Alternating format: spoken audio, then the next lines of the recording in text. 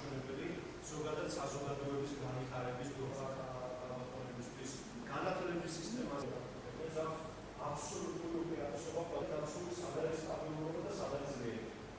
ამ პროფესიული უნარების მოდულს სადაც დაახლოება ამ სკოლებში, რომელზეც ვსაუბრობ, ეს არის 4 სასწავლო დანახარჯები შეიარაღებაზე და მე რომელიც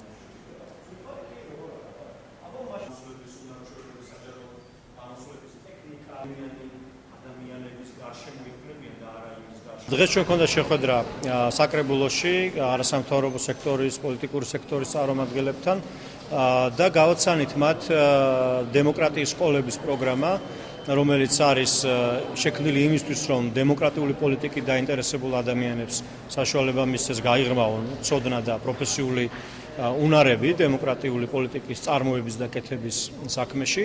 დღეს აქ გქონდა ძალიან ესეთი კარგი დისკუსია და შეხვედრა ჩემი აზრით და ამჟამად მიმდინარეობს აპლიკაციების მიღება და მოვედით აქ იმისთვის, რომ ყველას მოუწოდოთ საბუთების შემოტანისკენ.